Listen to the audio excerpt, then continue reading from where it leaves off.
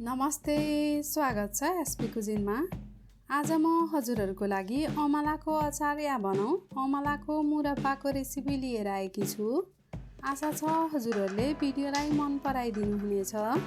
Recipe पुरै जान्नको लागि भिडियोलाई स्किप नगरिकन अन्त्यसम्म हेरिदिनुहोला र च्यानलमा नयाँ हुनुहुन्छ भने च्यानललाई सब्स्क्राइब गरी सहयोग पनि गरिदिनुहोला। ल अब ढिला नगरी यसलाई बनाउन सुरु गरौँ।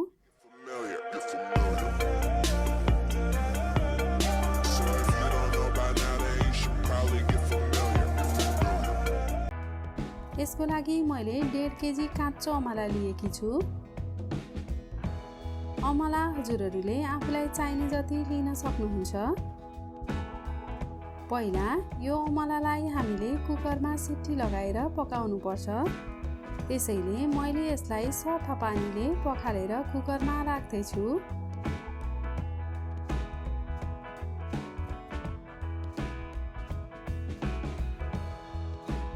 अब यसमा आवश्यकता अनुसारको पानी राख्नुहोस्। यसलाई सिटी लगाउँदा हामीले अमलामा पानी बाहेक केही पनि राख्दैनौँ। अब ग्यास अन गर्नुहोस् र कुकर बसाल्नुहोस्। यसलाई 2 सिटी जति पकाउनुहोला। धेरै सिटी लगाएमा यो एकदमै गल्छ र पछि अचार या भनौँ मुरब्बा चाहिँ पिस जस्तो देखिन थाल्छ। हिट चाहिँ मिडियम नै राख्नुहोला।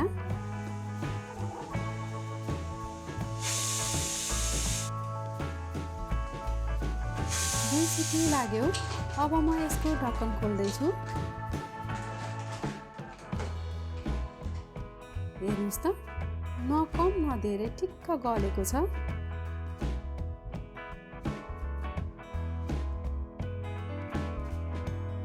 अमला चाहिँ रेडी भयो। अब यसको लागि चाहिने अरू सामग्रीहरू पनि हेरौँ।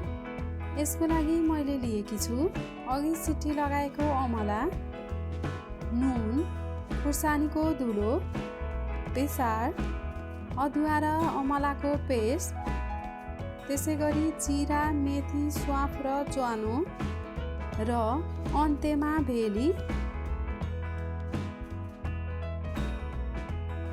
अब एउटा भाँडामा तोरीको तेल तताउन बसाल्नुहोस्।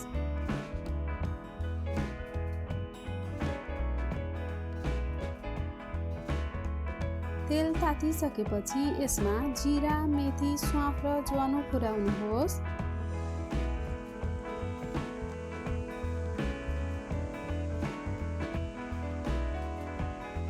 यो राम्रोसँग पुरेपछि अब यसमा अदुवा र अमलाको पेस्ट राखिदिनुहोस्।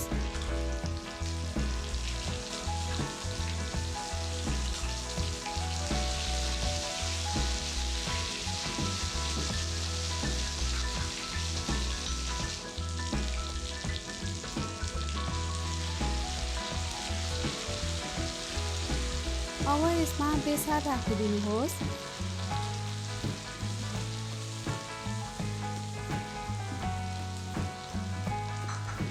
त्यसै गरी खुर्सानीको धुलो पनि राखिदिनुहोस्। तपाईहरूले हरियो खुर्सानी पनि पुर्याउन सक्नुहुन्छ।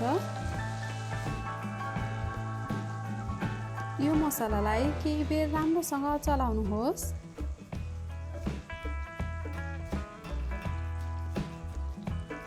मसला अलिकति पाकेपछि अब यसमा अघि सिटी लगाएर राखेको अमला राखिदिनुहोस् र मसला अमलाको चारैतिर लाग्ने गरी चलाउनुहोस्।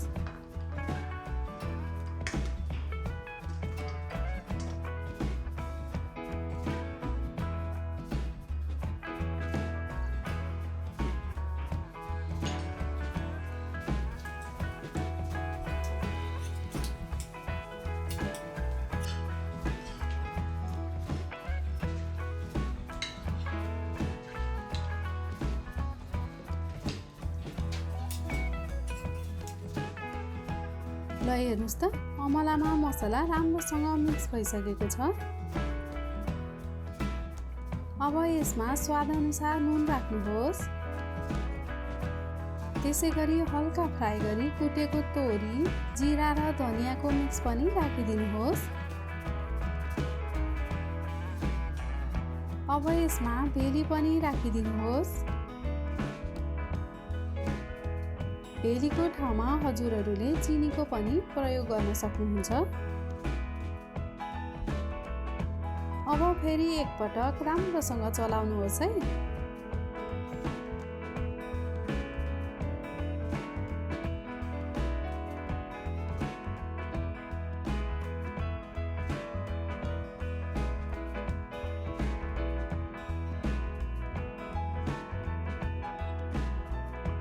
ल हेर्नुहोस् त, यो अहिले नै खाउँ खाउँ लाग्ने भएको छ।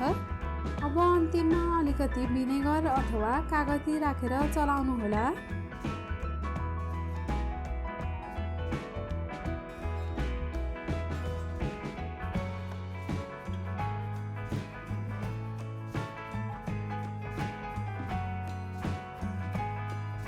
यसलाई हामी 3 मिनेट जति हिटमा छोपेर पकाउने छौँ।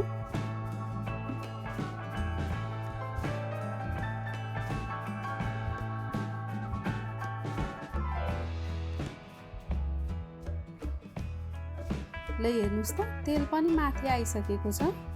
तेलको लेयर माथि आउनुको अर्थ यो पाक्यो भन्ने बुझ्नु पर्दछ।